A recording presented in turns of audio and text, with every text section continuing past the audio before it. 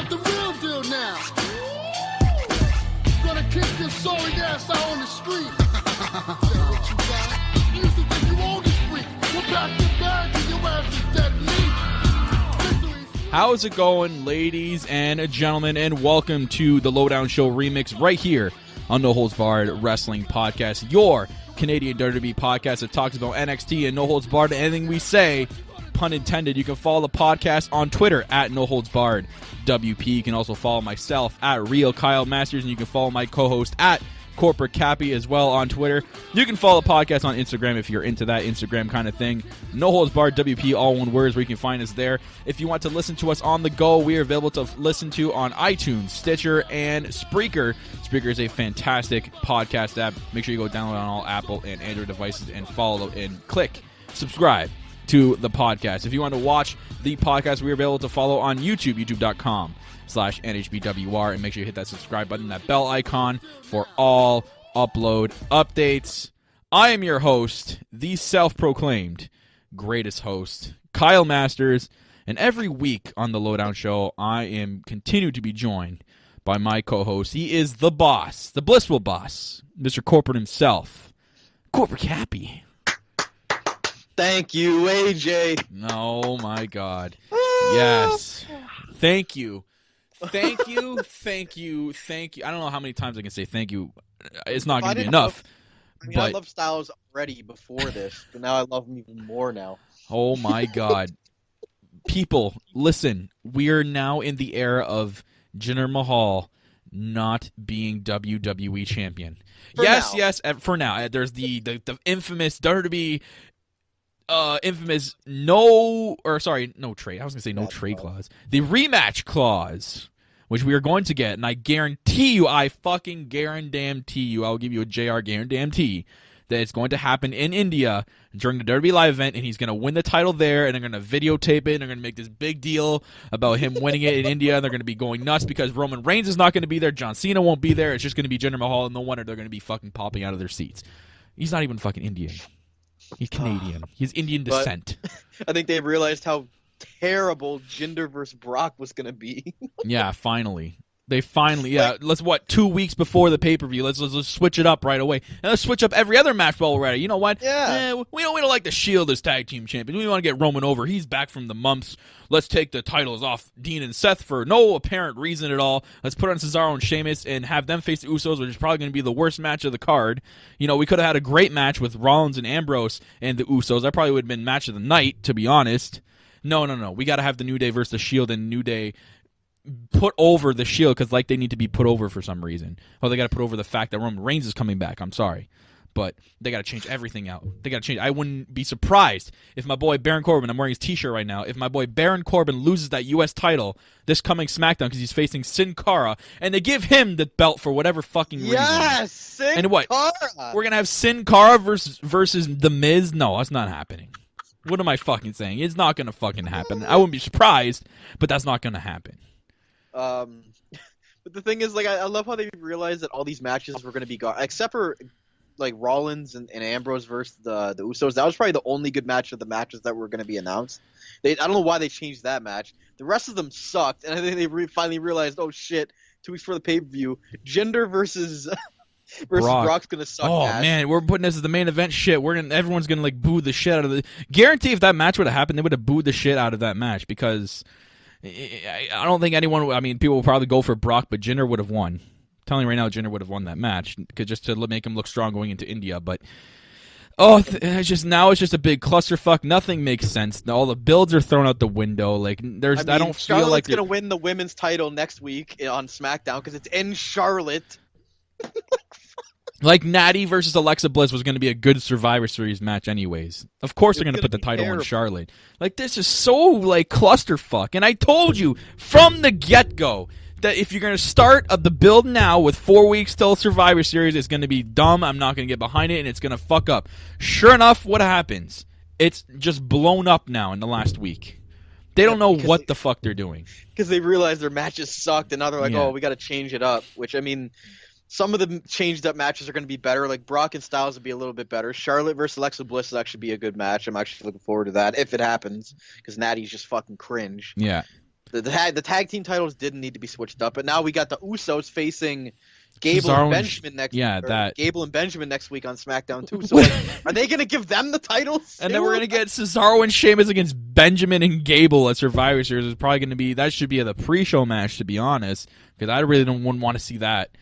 I honestly wouldn't, because there's no build. Like, why aren't these, like, champion for champions? Why is it only Miz and Baron Corbin are the only ones taking shots at each other? And New Day for some reason, like this week. Yeah, and New Day. But New Day, like, took a shot at Rollins and Ambrose, but they're not going to face them anymore. So what the fuck's the point? I mean, they're going to face them in the Shield. Like, it's the Shield versus New Day match is being planned. But why is it only them two? If this is brand warfare, and you're going to have both brands go at each other, why aren't all of them doing that? Why aren't all the builds doing that? Why is it only two? Why do you only focus on two? That's why it's such a clusterfuck. Because they didn't know what they were doing. They should have started it months ago, or at least a month ago. Raw hasn't retaliated yet, and then what you told me before we went on the air, but what Raw did on the live event. Yeah, by the way, guys, if you don't know and you're just listening to us now and you haven't read the dirt sheets or anything, Raw retaliated tonight at a live event. And I'm supposed to give a fuck about this build for Survivor Series. Yeah, right. Give me a break. I'm looking forward more to TakeOver in the Ring of Honor show than the actual Survivor Series show. Brutal, man. Like, unbelievable. You wonder why we don't want to review that anymore, because it's just everywhere, all over the place. But anyways, into the Spreaker chat we go. And like I said before, guys, if you don't know what Spreaker is, awesome podcast app. You can download it yourself on your phone or any kind of device, any Apple or Android device. Spreaker, Spreaker. And then you can find us, No Holds Barred Podcast, and add us. And then you can chat with us while we're live on the air and listen to us live every single time we do the Lowdown show. And right now we in the chat, we got Cupid Girl 125. The iconic Miss Trix has arrived. And we also have Michael Chow TV, the podcast. He is the host that runs the West Coast. And he also has got a wrestling podcast. If you love us, you will love him. Go check him out and follow him on Twitter and also on Spreaker as well, guys. Michael Chow TV. He's also our 2016 Fan of the Year. And he says in the chat, can we bring up that we are officially celebrating the 20th anniversary of the Montreal Screwjob today? Now Vince just screws the fans every week. It's so true. we get a weekly dose of the Screwjob now. If it were up to Vince, the WrestleMania main event would be Jinder Mahal versus Roman Reigns for both titles. With John Cena as a special referee, with him having a chance to winning the title if he pins someone if he pins someone at a random time. Oh man. Anyways, we also got Glorious Greg. What's going on, Glorious Greg? The self-proclaimed son of the glorious Bobby Roode. Yeah.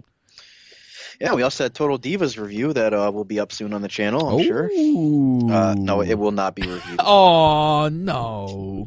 Who actually would want to listen to me review Total Divas, honestly? Unless it was like a straight-up comedy act from like start to finish, because I think that show is a complete joke, but then I don't know who would want it. I don't Alexa Bliss. Anything for Alexa. Do podcasters actually review Total Divas? I really want to know. I've never actually sat there on YouTube or something and searched up a Total Divas review. Well, I really want to know every TV show possible, so it is possible.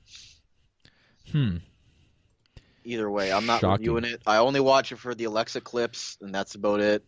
And there you go. Total Divas. It's another hour to my wrestling that I don't really want to watch, but I end up doing it anyway. But, speaking of another hour, the hour on Wednesdays. The hour that we all look forward to throughout the week. No, I'm not talking about the middle hour of Raw. No, I'm not talking about the last hour of SmackDown. I'm talking about a show that is an hour-long tops, and it beats 5 hours of main roster content a week. And again, it did it again this week. Big shocker. Wow. It was awesome this week. NXT was jam-packed this week, man. I think this might have been like a first week of tapings, because it felt like it was just jam-packed from start to finish. We got so much this week. Lots of stuff leading into NXT TakeOver and lots of interesting developments going on in other feuds. Like, we're getting feuds that are starting up now that may lead to the pay-per-view or may lead to after pay-per-view. They're going to continue on from that pay-per-view, which is great. That's what you probably should be doing. It's one thing that NXT does that the main roster doesn't. The main roster focuses on one pay-per-view and nothing else after that. Like, there's no feuds that start before pay-per-view and continue after. It starts before and it ends up at the pay-per-view, and they kind of go from there. You know what I mean? Like, NXT's going to have a couple feuds going on right now that are not going to actually have a pay-per-view match. So it's one of the things I actually like about NXT and something they do different. Which, again, NXT this week was absolutely jam-packed. And it was good. It was good. I really, really enjoyed the NXT this week. We had an interesting main event, which I only watched half the main event, and I couldn't go back and watch it, guys, just do because I got interviewed by another podcast. They're not a wrestling podcast, but they are a fan of our podcast, and one of the hosts is a huge wrestling fan, and the other host too, she's a good wrestling fan too. But they are that ass podcast. And if you guys don't know, they do a relationship podcast. Go check them out on YouTube. They're live on YouTube every Thursday at 9 p.m. and which is going to be tonight. And they do a whole hour show or hour and a half or 2 hour show on YouTube, and you can call into the show. You can interact with them on the YouTube chat. Go follow them on Twitter. You get the That Ass Podcast one. You get James, and you also have Tiffany. They're also available to follow on Twitter as well. I got interviewed by them. They're doing a new segment now on their show. It's a side segment going to be on their YouTube channel called Cheek to Cheek, and basically they interview certain fans. And they basically ask you how you got into podcasting, and they ask you questions about your podcast. And me, because I was wrestling based, we had talked about a lot about wrestling and stuff like that, so not really anything relationship based. They interviewed Michael Chow. They did Michael Chow, and they also did me this week, which will be posted next Monday on their channel. I'll link everyone to it. They also told me off the air when we got off and we started chatting more that Corporate Cappy, you're in the works of getting interviewed, my friend. Oh, you're gonna have a great interview with them. I hope it's not about my relationships because there's nothing to talk about. So yeah, and they're actually in the chat right now. That Ass Podcast. Wow, I came into the right time. Tiffany, hi Michael, hi Kyle, hi. Hello, everybody. Unless they're gonna talk about my relationships with Alexa Bliss and Sasha Banks, and they really have nothing to talk about. That'd be a whole entire hour. That would be like a whole 24-hour podcast. But we won't get into that. A 24-hour podcast. Fuck, can you imagine if we did one of those? How dead we would be? I'd be dead. Like we'd had literally have to take like more than 2-hour breaks. Like, I'm sorry, I'd have to drink a lot of coffee. And I'm just noticing right now on camera that my hat is really dusty. There's like shit and crap all over it. Whatever. Anyways, yeah, NXT was jam packed this week. Getting a little off topic there, but yeah, I missed the main event because I got interviewed. So Corporate Cappy is going to fill in for most of the main event when we get to it. But let's just jump into it, shall we? We opened up with your boys, Heavy Machinery. That was hilarious. They are getting so over, so over. My God. Hang on, Michael Chow in chat. Who did Kyle pick for Cheek of the Week? You're just going to have to find out, Michael Chow. You wait. You wait for that Cheek of the Week. And I sent them a nice picture, so you wait. But Heavy Machinery facing local jobbers. Their names were Chris Payne and Sean Mamuta. Wow. And Sean Mamuta, I guess, was a Cruiserweight Classic participant. I fucking don't remember him. I don't even remember anyone called Sean Mamuta. But nope. They had the pleasure of jobbing to Heavy Machinery this week. But Heavy Machinery are getting very, very over with the crowd, even more so this week. The crowd was really behind these guys. Dozovic even pulled off a worm during the match. And I don't know if that was a respect thing to Scotty Tuhati. Or, I mean, because a lot of the crowd, I heard a lot of people in the crowd like yelling Scotty after he did it. But yeah, Scotty Tuhati. Yeah. Scotty Tuhati. Sorry. Heavy Machinery. They're over. What? They're over. Heavy Machinery, man. Their entrance music gets me all the time. Like, here's the stupid, like, construction truck, like, backing up. God. But as for the match, I mean, it was just a typical squash match, and they put two guys on top at once and pinned them. Stakes and weights. Stakes and weights. I'm not a big fan of Tucker Knight, but I do like Otis Dozovic. I think he's a pretty funny looking dude. He's funny. They're doing a lot of comedic acts like throughout this match. They always remind me of like the comedic type wrestlers from like back in the day. Like everything they do in their aneurysms in the ring and how they do their moves, and their finisher is called the Compactor. The Compactor. And they got it for the Makes win. So, I don't know. I guess it's a showcase. It was pretty much a showcase. I'd like to see them actually have a feud with a good tag team in NXT eventually. I think they're building them up. So now that they know, I bet you now NXT knows that they're more over. They're going to start using them more. So I think that was what they're trying to get the feeling ground for the crowd to see if these guys can get over for a couple more weeks with this NXT crowd, then we'll start using them in more feuds and meaningful feuds. I mean, they tried it out with the AOP and it worked, man. After that, they got completely over. So, I'm liking the stuff from Heavy Machinery. I think they can be a really crucial tag team to the tag team division on NXT, which is flourishing right now. So, we'll see what happens. After this, we got an Ember Moon promo backstage, basically where she's challenged Mercedes Martinez next week to a match, and I'm digging that. Ember Moon, man. See, this is what I mean by the side feuds. This feud is not going to lead into a takeover match. It's going to lead into a feud that's probably going to continue after takeover because Ember Moon obviously is in the Fatal 4-Way match, and I don't know if she's going to win the NXT Women's title. I think for sure maybe Martinez screws her out of it, and they continue that feud. Yep, I could definitely see Mercedes Martinez getting involved in the match. I'd take over. So but I like this. I like how she responded this week to Mercedes Martinez is basically saying that Ember didn't deserve to be in the match and this and that. So I like it. I love it too. I'm liking him from a girl that I like watching NXT. Ember Moon, she's definitely my favorite on NXT, so I'm liking this kind of side feud. I hope they do something. I hope they're focusing mainly on Mercedes Martinez and Ember Moon as a feud. I hope they actually put their effort into it because so far, like out of all the other feuds that are going on, there's not one that's like boring me right now. So I hope that they are actually doing something good with this. So I'm really looking forward to their match next week, and that's where I'm going to basically give my entire opinion on is the match next week and see how it goes from there. So we'll see. And speaking of the women's division, this was followed up by a match between Kairi Sane and Billie Kay that was announced from the week before. And before we get into this match, Billie Kay's entrance music is so bad. You don't like it? It's fucking brutal. It's like Cricket Central, her music. Yeah, it's bad. I think it's meant to be annoying. I don't know if it's to me. It's almost like it's meant to be annoying. I like Peyton Royce's better. Peyton Royce is much better music. And Peyton Royce this week. Yeah, our boy Ty Dillinger, man, lucky son of a bitch. That's all I gotta say. The iconic tens.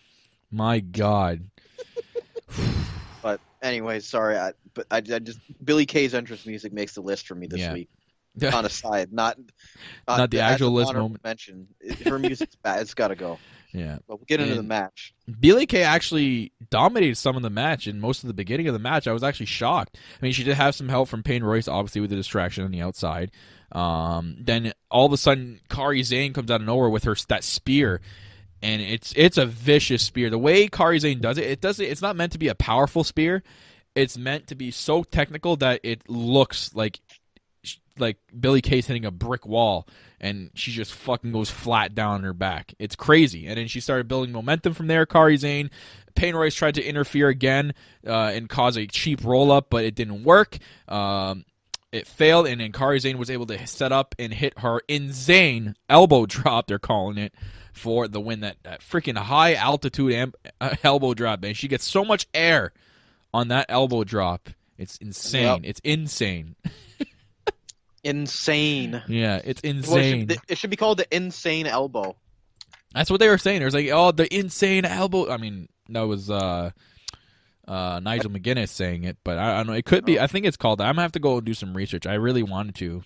And it would make sense. Yeah. Kairi Sane, and she's getting really over with the crowd, and she's really she's like got the potential to be the next like huge number one babyface on NXT's women's division for sure. Yeah, I have to agree with Michael Chow. Alicia Fox's music is the worst. Oh, that's got to be the worst woman's theme out of anybody. Anybody, that's the worst woman's theme right there. After Paige, God. Of course. Oh, stop. But Paige's new one that we might be getting. Oh, no, that was not. That's like an acoustic cover. It is not a new theme. Everyone needs to calm down.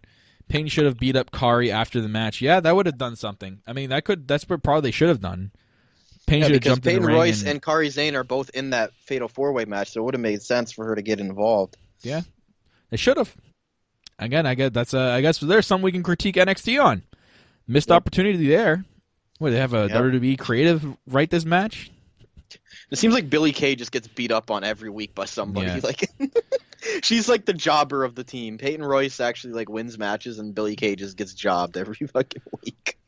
But I think I agree with Michael Chai. If they're going to be that dominant, iconic duo that they like to perceive themselves as, they should have went in and beat up Kairi Sane after the match. Yeah, what's the point of the something. numbers game if you're not going to take advantage of it? Yeah. So there you go. On There's from a that critique of NXT. Yeah, there's a critique. We got a shocking critique. We don't really have much with NXT, but moved on from there, and we had a backstage interview with William Regal and Cassius Ohno, and he asked about being put back into the title picture. William Regal goes, yeah, you have had a winning record, right? And then Cassius Ohno says, no, but I want to prove myself to be put back in this title match or this title scene by facing Lars Sullivan at NXT TakeOver. So Ono wants to prove himself against a guy who's literally a serious nutcase, Gene Snitsky 2.0, and a guy that hasn't lost yet either. So battle of the undefeated streaks, or I guess not really undefeated Cassius Ohno, the streak he's had, facing Lars Sullivan, who hasn't lost yet. So I don't know. We'll have to see what happens. It's going to be a crazy match.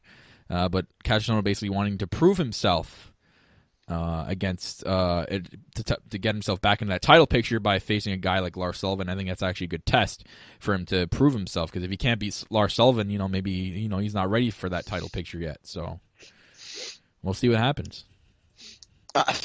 I didn't hope he gets squashed by Lars Sullivan. I was just gonna say you probably are gonna be cheering for Lars Sullivan in this case. I want him to squash him in like 30 seconds, so I don't have to see Ono's stupid fucking basketball jersey on my television. Oh God! I hope that's what it is. I hope this is a showcase for Lars Sullivan. I hope it's the first That's all match. I'm hoping for, right? I don't even care if it's a 30-second match. So Lars Sullivan is getting my support in that match. I never thought I'd support that guy, but Let me guess. If for some whatever reason that there was he was getting a plaque for this, you'd probably get it. sure.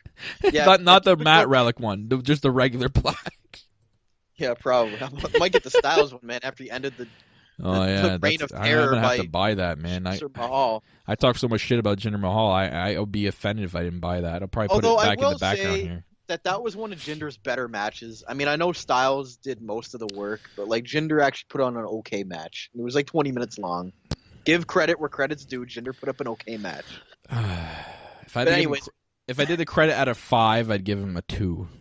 Hey, that's better than you usually give him. So Yeah. I'll take that as a step in the right direction for Juicer Mahal. I And guess. Cuba Girl brings up a good point that Cassius Ohno was wearing a Cesaro t-shirt. Yeah, I tweeted. I'm like, what the hell he's wearing? And it was like I think that was the Real American Cesaro T-shirt. Apparently they were What a the team with the Indies. That's why. Oh. Oh, interesting. I didn't know that. Okay. Thanks, Cuba Girl.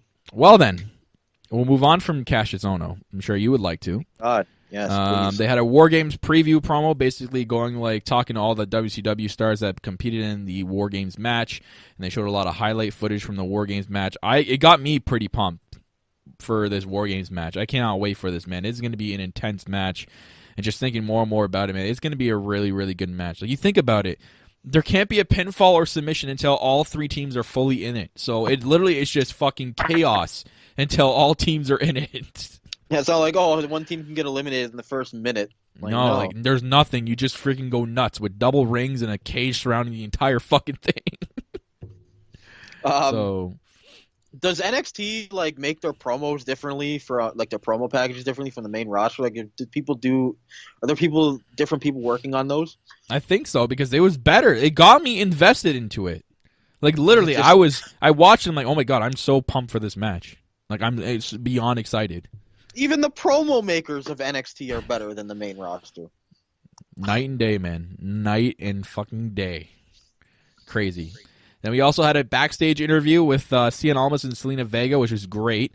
Even though I get the Paul Heyman and Brock Lesnar feel here, like Vega's the talker, Almas is the guy who's the dominant guy and goes out there and fights, and it doesn't really say much because he did say something this week, but half of it was Spanish and the other half was like, okay, maybe you shouldn't speak. It's a good thing you have a manager. As long as he doesn't stare into the camera. We don't get one of those interviews. But yeah, Vega, awesome manager. She's becoming an insanely good manager, and I can't wait to see where they go with her from here. And then basically just saying that next week they're going to be going face to face with Drew McIntyre. So we'll see if that actually happens. That was supposed to be happening last week, and we got what we got last week. So we'll see. Well, I think it's just going to happen at TakeOver now.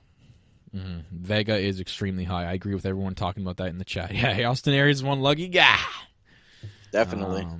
But yeah, she even gets physical with the other wrestlers, man. Like when she did the Gargano in that one match. That freaking Hurricane Rana off the freaking side of the ring, like right into the steps. Like holy shit. Yep. She's making a difference for him, man. She is. She's actually becoming a really, really good manager. I'm actually loving the whole Selena Vega and Almas thing. So it's getting me pumped for this main title match. I'm liking the build for it. Not really liking that Drew McIntyre's barely got anything to build on this. He's got one interview, but it's almost like they're focusing more on Almas and Vega out of this, which makes me kind of think that maybe they will change the titles here. Maybe they see a lot of money with Almas right now. So we'll see. Next, we had the Velveteen Dream in action, and he faced off against Cesar Bononi. Yeah, I'm sorry. That's like wannabe. That's like the funniest wrestling name I've ever heard. Cesar Bononi. He's literally a Brazilian big cast wannabe. You couldn't think of anything else but Cesar Bononi. Like, come on. Anyways, this was squash. How do you get a guy like Cesar Bononi? 6'5" dude, man. The guy's been actually winning and gaining momentum in NXT. And that was one of the guys I said, like, look, this guy's probably going to get a lot of good shots here, and they're probably going to see what they have in this guy. And he comes out and gets squashed by Velveteen Dream. I know that's a way to book the Aleister Black Velveteen Dream match more, but they should have had someone else at least, man. Not Cesar Bononi, because now you just do nothing with him. Now his momentum's gone. Like, it's completely out the door.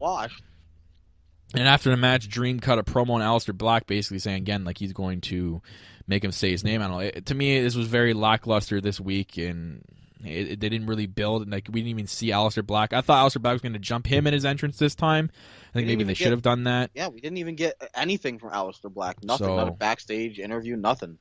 A slight speed bump in their feud, because I was really invested in it, and I'm still invested in it, but this week they could have blown it out of the water, and they didn't, so maybe we'll get something next week that will get me re-put back into this feud, because right now that kind of disappointed me this week, that there really wasn't nothing they added to this feud. So we'll see what happens next week. Maybe we get something better than this week, hopefully. Backstage in the medical room, there was like this moment where Ruby Riott and what's her name? Sonya Deville.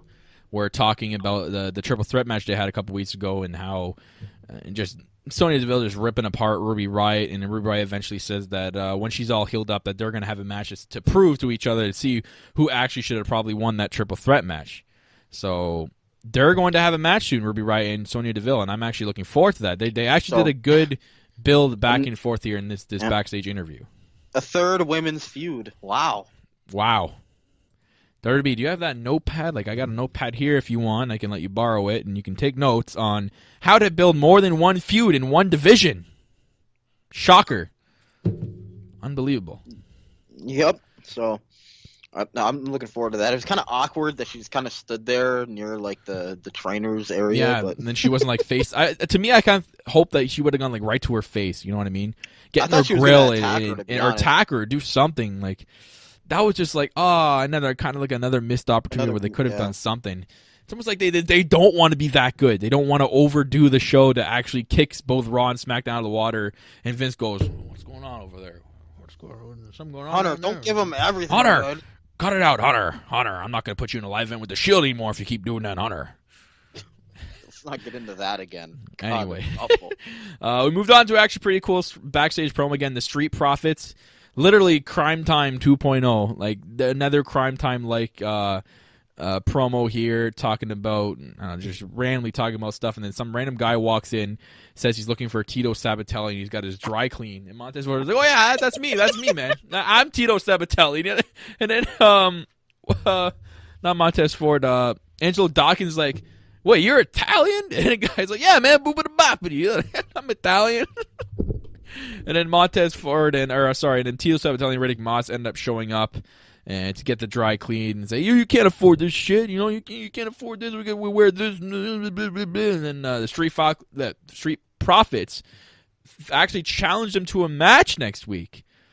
So we're actually going to get a match between the Street Profits and Tito Sabatelli and Riddick Moss next week. I like it. I like this feud. I think it's going to be good. They're fucking hilarious, man. I swear to God, they're Crime Time 2.0, these guys. It's so funny.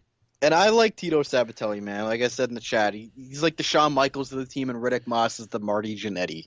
Yeah. Riddick Moss, I don't give a fuck about that guy. But I think Tito's got something. Well, see, I'm kind of digging it too, but I'm loving the Street Profits so much right now. Like, literally, I loved Crime Time when they were WWE, and these guys are like another breath of fresh air. They're doing almost exactly like Crime Time. They're just as hilarious, so I'm loving it. I'm digging it. I hope the Street Profits look like they're going to be very, very, very, very, very, very over tag team in NXT soon, and if they ever won the titles, man, that would be the TakeOver crowd would go nuts. And I think it's a great feud because you got like the thugs against the prim and proper like Tito Sabatelli. I think it's a great dynamic for a good tag team feud. Mm-hmm. I can't wait for it, man. And I can't wait for next week. Next week already shaping up to be a good show. You got that. You got the face-to-face with Drew McIntyre and Almas. You got the Ember Moon versus Mercedes Martinez. And you get the fallout from what we got in the main event this week. And that was a awesome main event. I didn't know about it until I started watching the show. I probably should have gone. I was really staying off Twitter this week because of the whole spoilers for Raw and SmackDown. But Roderick Strong went 1-on-1 with Adam Cole in the main event this week. Like, okay. Thank you for an unreal main event. Again, I watched half. I only got halfway, but from what I saw, it was really, really, really back and forth. So from that point, I'm just going to let you, Cappy, take over because I don't know what happened. I didn't even read what happened. The first part of the match was probably the best part of the match. I mean, if you let these guys go in an actual feud, in an actual match that doesn't get interrupted, I think it'd be like show stealer type match with these two guys, both former Ring of Honor champions. But then get near the end of the match, and then just all hell breaks loose. Like Sanity comes in, and the rest of Undisputed Era comes in, and Authors of Sleep come out, and I'm ready to have a nap. And then they all just kind of start brawling all over the place, and the show ends after Adam Cole and Baby. Yeah, sure, we'll go with that. Adam Cole and what's his name? Kyle O'Reilly? Jesus, Roddy Strong. What am I thinking of Gargano? Roddy Strong.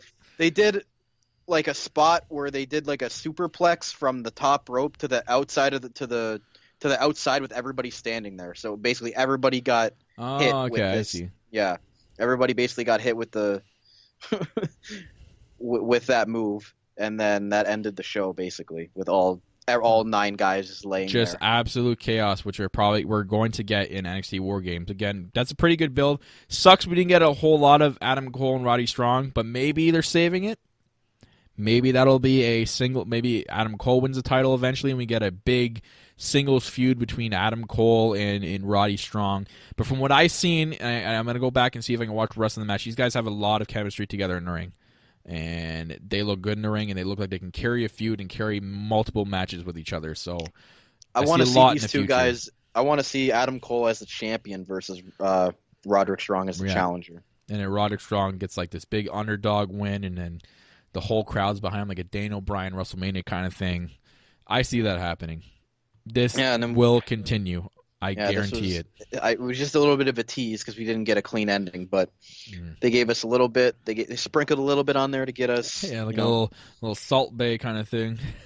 Yeah, But then the crowd was chanting "Adam Cole, baby!" through the whole fucking match. Whole thing, like the whole match. All I heard, like from what I've seen, and it probably was the entire match, just random goons in the crowd going, "Adam Cole, baby!" just at random times.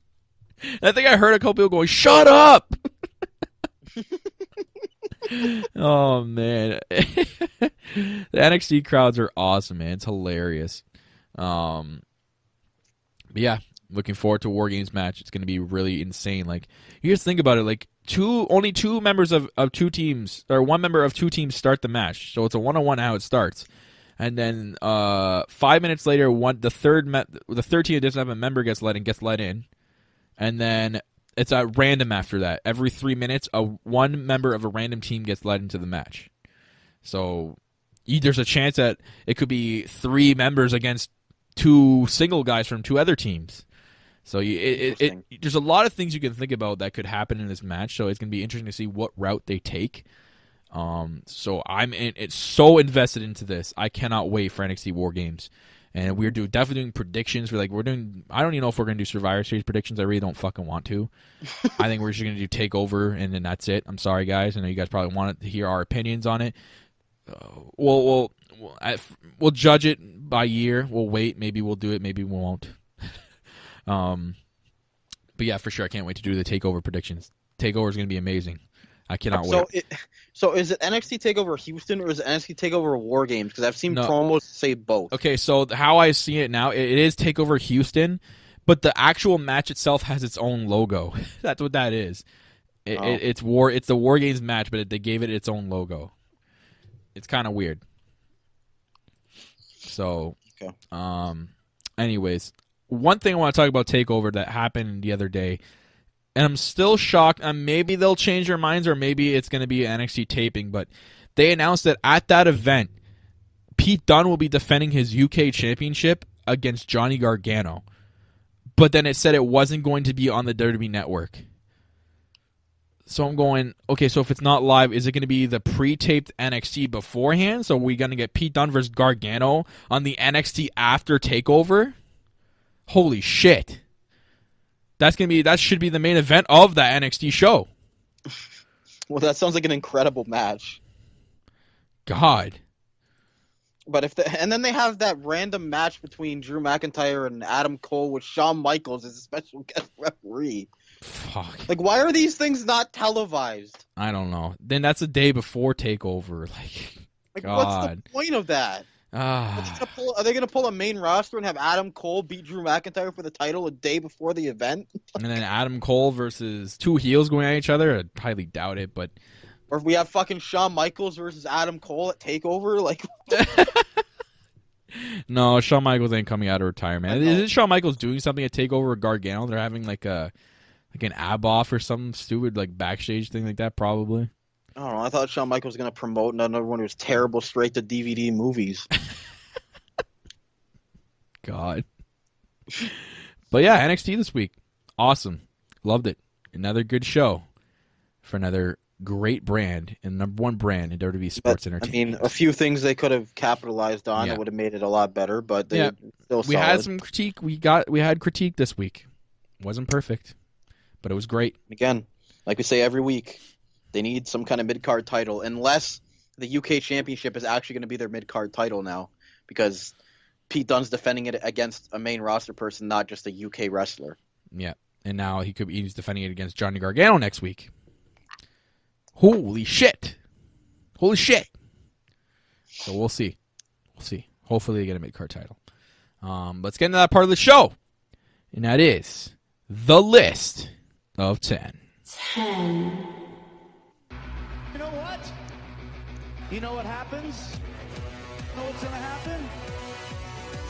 You just made the list!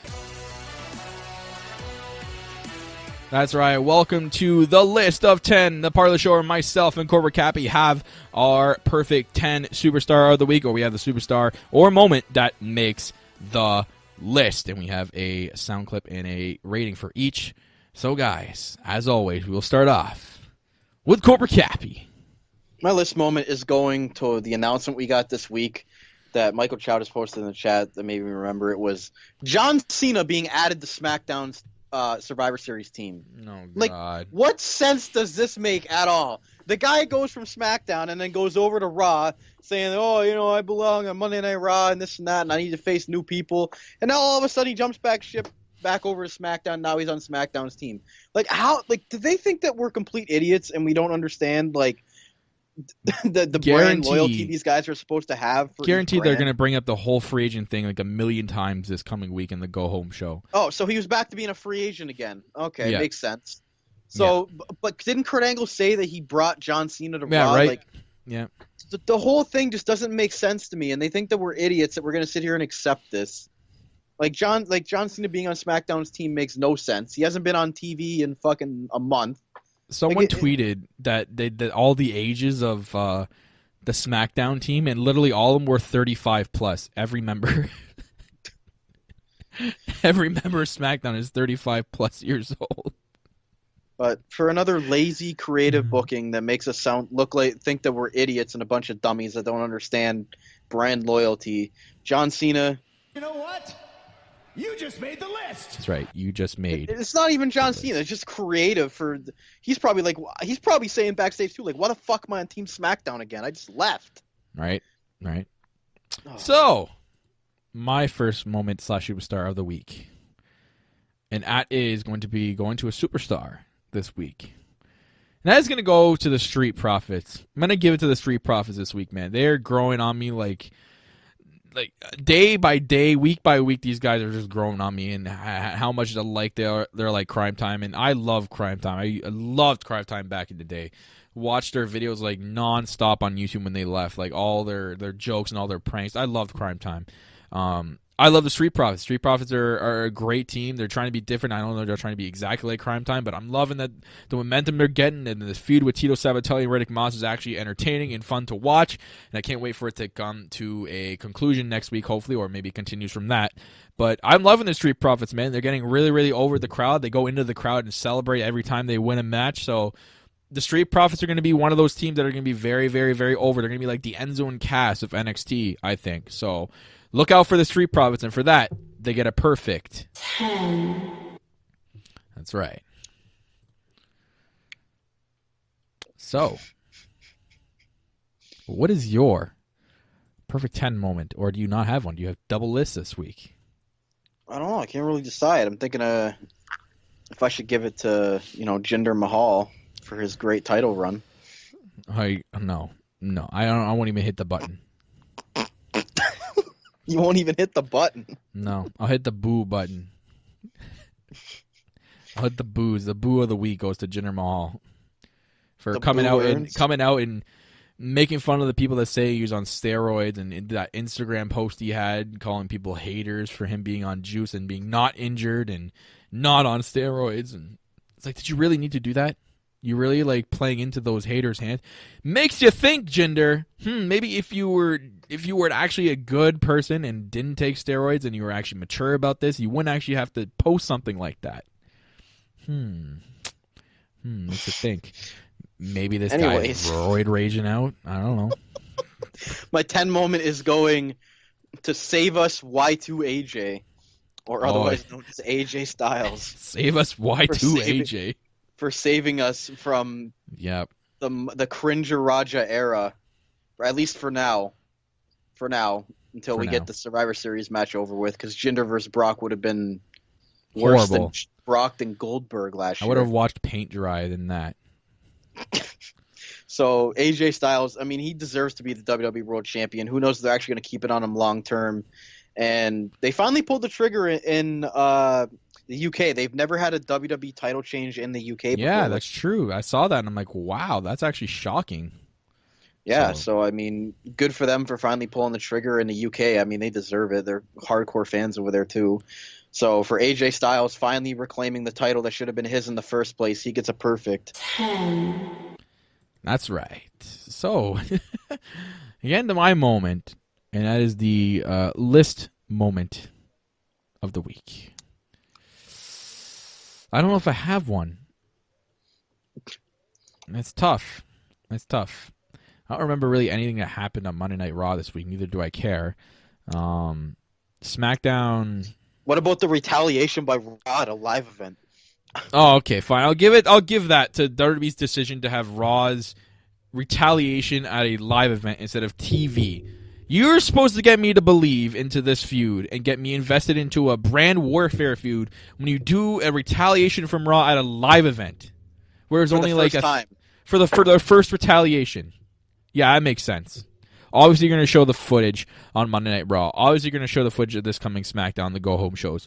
But why couldn't you do that the week of the SmackDown after when the Under Siege? That would have made more sense. You only have 3 weeks to do that. Why wait to do it at a live event? And for that, just for that, I can't talk about it anymore because it just makes me sick to think of this crappy, shitty booking.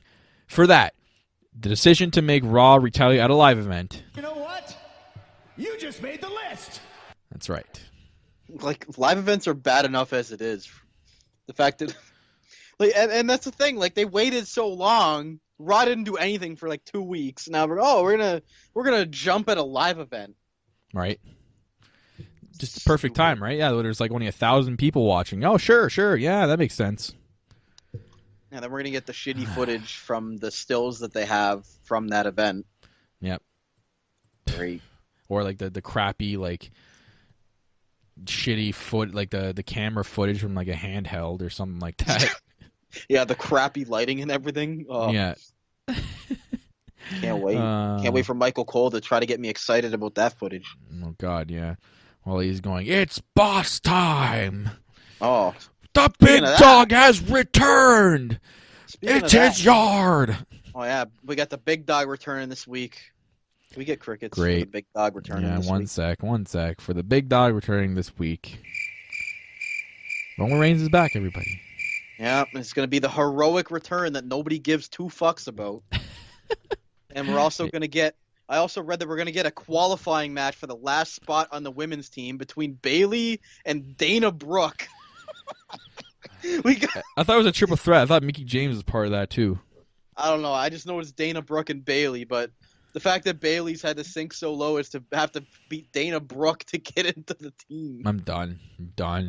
So done. Speaking of Bayley, I love how Alicia Fox added Sasha but not Bayley last week. I mean, and the picture of Sasha standing there with Bayley just kind of being all sad. It's great. Yeah, when your friend's just that much better, you know what I mean?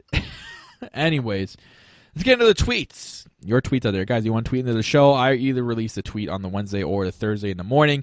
All you have to do is tell us your thoughts and questions about NXT, what you thought of NXT this week, and then we'll read them right here on the podcast. So we'll get into it. And the first ones come from Glorious Greg, XGilly929. He puts, enjoyed the ending of NXT this week with the brawl between all 9 superstars. Can't wait for Black versus Velveteen Dream at NXT War Games, which is NXT TakeOver Houston, but that's okay, Glorious Greg. You're forgiven. But thank you for your tweets as always, Glorious Greg. Yep, you can't wait for Black Velveteen Dream. Neither can I. I hope it's good, and I just hope that they build on it more next week, more than they did this week. Next set of tweets come from CupidGirl125. She puts, do you think the Authors of Pain will get called up after TakeOver? If so, which brand do you think that they will be on, and will Vince change them to a face team? That's a good question. The Authors of Sleep. I don't care if they're face or heel. I still hate them, so it doesn't matter to me. And they're still going to be better than a sleeping pill, regardless of what face or heel they are. So if you had to pick, though, which brand you think they would go onto? Like, which brand you think that they would fit more onto if they were to go up after TakeOver? Probably Raw, because, Vince loves his fucking giant dudes. Yeah, and he's going to want to eventually pair them with Roman Reigns to have some Roman bodyguards. Maybe they'll replace the Shield or something like that. I don't know. I just don't even care to see them up, period. But they do really do nothing for me either. It does make sense for them to go to Raw because Vince is in love with his, muscular-looking giant dudes. Yeah. So she puts also, who would you want to be in the crowd at NXT TakeOver as they might want to sign to NXT? I really want either Ricochet or James Storm. James Storm was there before, and apparently they didn't like him. You know who I was thinking of the other day? I want to see Jay Lethal in WWE, man. Oh, my God. I want to see him just come out and act like Ric Flair. That'd be hilarious. I could totally see them doing that with NXT, too, but I like the Ricochet thing, Cupid Girl. I know WWE's high on trying to sign him to NXT, like, really, really bad. That'd be one guy. Probably, maybe not right now. Maybe at the NXT Royal Rumble, we're going to see someone. For sure, I know WWE's going to do it with Kenny Omega, or maybe they won't. Maybe they'll keep that as a surprise and just will make him show up in the crowd. if Kenny Omega ever decide to come over here. But Ricochet, I can totally see doing that. I get this feeling that they're not going to do one of those at this takeover. Maybe the NXT Rumble one, whatever that is. NXT Philly, takeover Philly, I think it is, or something like that. But yeah, Ricochet for sure. I'd love to see Ricochet in NXT. He do a lot in NXT. So we'll see what happens with that. And finally, the Red Cup is getting more over than Roman Reigns and Jinder Mahal will ever get. And as the Red Cup from the Street Profits. Oh yeah. Yeah, the cup that they stir in the cup. And our last set of tweets comes from our 2016 Fan of the Year.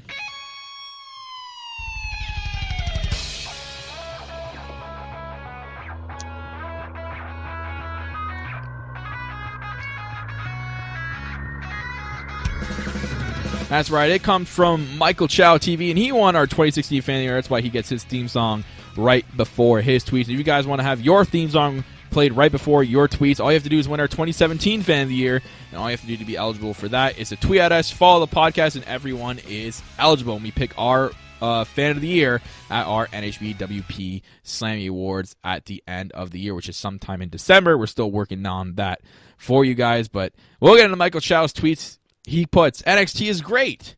They haven't changed any of their pay-per-view matches. Looks like Survivor Series could learn a thing or two. Good shot.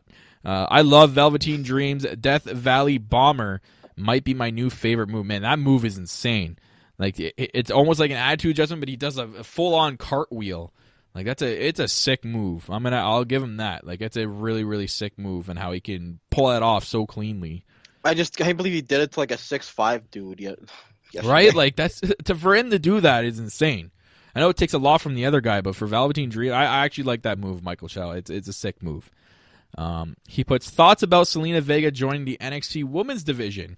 Yay or nay? She is a former TNA Knockout champion, so I say yay. Yeah, but I just don't want it taken away from her, great work with Almas, because he does need her. Like, I feel like he wouldn't be the same without her. So if she went to go and do her own singles thing, I feel like it would lose some. You'll lose some steam for Almas too, because I think maybe eventually later on down the line, I can see some maybe. But as I want right to see now, what she can do. Yeah, her managerial skills are way, way, way over the top, and she's becoming one of the great managers so far. And she's only managed one person. So, but the thing is, even as a manager, she's getting involved and she's getting physical too. So it's not like she's just strictly being a manager. Like, I think if they want to continue with her being a physical manager, they'll actually do some moves on some of the guys that Almas is facing. Like, I'm all for that. So we'll see. I agree. He also puts, even though they hated on, I'm #Team Iconic all the way. Peyton and Billy Kay are seriously hot, and Peyton is taking that title home at TakeOver. Oh, God. Very, very biased tweet there, but oh my God, this GIF that he posted of them doing their pose in the ring. Peyton Royce. Oh my God, man! I can't. I got to scroll down, man. I can't look at this picture anymore. I'm going nuts here. It's getting hot in here. Yeah, I mean, Iconic is a good team in NXT. I'm not gonna lie, but the thing is, they don't have any other teams to feud with. That's the thing. Like, there's not any other women teams. They're gonna be good. I think they need a little bit more time at NXT though before you get called up. They can't get called up too early, or the momentum's just gonna go out the door. I'm loving this whole Iconic thing, man. Peyton Royce. I don't know. I'm not saying I wouldn't be shocked if she won the NXT Women's title. I don't think it's the right opportunity for her to win it right now. But maybe later down the line, like a cheap win, I can kind of see them doing that because they don't really do a lot of that. There has been a cheap title win in NXT a lot. You know what I mean? Like there hasn't been that cheap title win, and I think Peyton Royce would be the perfect one to have that kind of cheap win if they eventually did it. Something. Yeah. So. And then, are they going to share the title? Like that's what Michelle I mean. McCool and guarantee Layla they're going to do did? something like that. For sure. I see it. They got to. They're so in love with each other. Maybe later down the line to do a split. Maybe we get a Billy Kay versus Peyton Royce. I don't know. That'll be on the main roster after they lose to the welcoming committee on SmackDown. God. And he puts, lastly, has Cappy been enjoying Total Divas, yay or nay? I stopped watching after season 1 after I found out the most of the show is scripted. Like I said in the beginning of the show, I only watch it for Alexa, and it actually hasn't been that bad. They talk the whole first episode was basically about the Money in the Bank ladder match, which was kind of cool. I like that they're actually focusing more on the wrestling part of it now a little bit more are they? than yeah. Like they focus more on the match and like the in ring stuff a little bit more, which I kind of like. Well, that's And good. Nia Jax has been stirring up some shit lately in the first 2 episodes, man. Really? She's got Maurice mad at her. She's got Lana mad at her. She's fucking got Alexa mad at her because Maurice tried taking her shopping in Japan and got her to wear like some stupid ass looking dress that Nia didn't like. So Nia's the one causing shit. You know, she's not like Wow. most girls. You know. No, she's not like most girls. She stirs a lot of shit. So, from what I've seen from the first 2 episodes, I mean, I've lost man points watching the show, but it's not like Jinder Mahal cringeworthy. It's like a little bit less cringe. I'm sure we've all watched Total Divas at some point. No one can say You've watched it for Paige. I've watched it. I've watched it for Paige. I have. But I'm saying like other people go, oh, watch it as the dumb chick show. They're full of shit. If you tell me Yeah. you haven't watched it, you're full of crap. Yeah. To see your favorite woman if she's been on that show. You or have at not. least had to have watched it once or twice. But it's been, I don't know. I can't even give it a rating right now, but it's been decent, and I will Okay. continue to watch it every week. Unfortunately, fair enough. But that's it for the show, guys. Thank you for your tweets and questions as always. Lots of stuff coming to the podcast next 2 weeks. We got WWE headlines this Sunday. Lots of news. I got a lot of cool news that I've just read recently that I didn't break out in the show because I'm kind of saving for that show on Sunday. So stay tuned for that on Sunday, live on YouTube with myself. And we'll see. Maybe I'll get someone to come on the show. Maybe I won't. Maybe Corporate Cappy will join me. We'll see. Anyways, we got that. We have the NXT TakeOver predictions next week. Whether or not we're going to do Survivor Series or not, that's still up in the air. We'll see what happens with that. We have the go-home show for NXT TakeOver Houston next week with our Lowdown Show remix. I'm thinking we're going to tie in the predictions into that show. We're going to do the NXT review first and then do the predictions right after. All in one scoop, so we get it right out of the way and get it right out to you guys as soon as possible. So stay tuned for that. Maybe I'll do some live streamings at night. We'll see what happens. Stay tuned for that. I know Tiff gave me a really good idea yesterday about a live stream that I should do, and that is a big, giant WrestleMania stream of all fantasy matches that everyone wants to see, and I just sit there and commentate or play them, you know what I mean? So, MCTV, they're here! They're here! oh my god, You we didn't have any of that no crap idea. this week. You no idea how much I laugh at that every single time I watch it. I literally laugh like hardcore every time I see it, and then just thinking Kurt about Angle is literally the worst at cutting a backstage promo, but it is hilarious. it. Oh God. But yeah, guys, stay tuned for that and some more content coming your way. And the Slammy's next month, so that Twitter fan of the month, me and Cap are gonna have to sit down and start thinking about some names and thinking about that Twitter fan of the year. So stay tuned for that, and we'll see you guys in the future, in the very, very near future. So Can we just point out quickly that tonight, if anybody's into hockey, the New Jersey Devils are having a WWE night tonight, and Daniel Bryan is in attendance, wearing a New Jersey Devils jersey, and he gave the Devils like a WWE replica title. they didn't even win the. I understand if they won the Stanley Cup, but come on, so stupid, so dumb. And, You should get like a and T-shirt or apparently, something. apparently they're going to be playing a bunch of wrestling themes throughout the night, and they had like a video on the Devils page about wrestlers talking about their favorite entrance musics and shit. So I feel like it's going to be a complete dumpster fire. But There's probably for like the certain players that score, they probably gonna play like say like Taylor Hall scores and you like Hulk Hogan, they'll play the Hulk Hogan theme when after the goal horn stops. I just feel like it's going to be a complete dumpster fire. But I find it funny when like professional sports cross over with WWE. Yeah, Like yeah. Josh Reddick in baseball is a big WWE guy, and he plays like wrestling music when he comes out and shit like that. So I just found that funny and thought I'd throw that in there for you guys. Mm-hmm. Should have been Vince, since Vince is the devil. Michael Joe.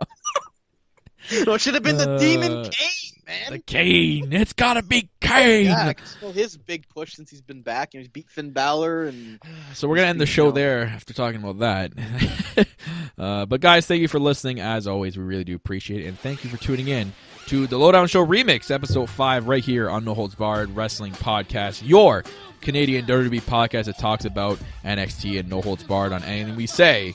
Pun intended. You can follow the podcast on Twitter at No Holds Barred WP. You can follow myself at Real Kyle Masters. And you can follow my co-host at Corporate Cappy on Twitter as well. We're also available to follow on Instagram, No Holds Barred WP all one word. If you want to listen to us on the go, we're able to listen to on iTunes, Stitcher, and Spreaker, which is a fantastic podcast app available for all Android and Apple devices. Go subscribe to our platforms on there as well. Guys, if you want to watch the podcast, youtube.com/NHBWR is where you can find us, and hit that subscribe button and that bell icon for all upload updates. We're also available, I forgot to say, on Twitch, twitch.com/NoHoldsBarredWP as well. I'm your host, self-proclaimed greatest host, Kyle Masters, as always, and I'm always joined by my co-host on the Lowdown Show. He is the blissful boss, Mr. Corporate himself, Corporate Cappy. Thanks for watching it. You're watching it. And we are always reminding you to keep it on the Lowdown. Gonna kick your sorry ass out on the street. That what you got? Used to think you own the street. We're back to back and your ass is dead meat. Victory is sweet. Bring it on. Here's your receipt. Bring it on. What you gonna do about it? Bring it on. Is that what you got? Bring it on. So what you gonna do about it? Bring it on. Gonna kick your sorry ass, but what you gonna do?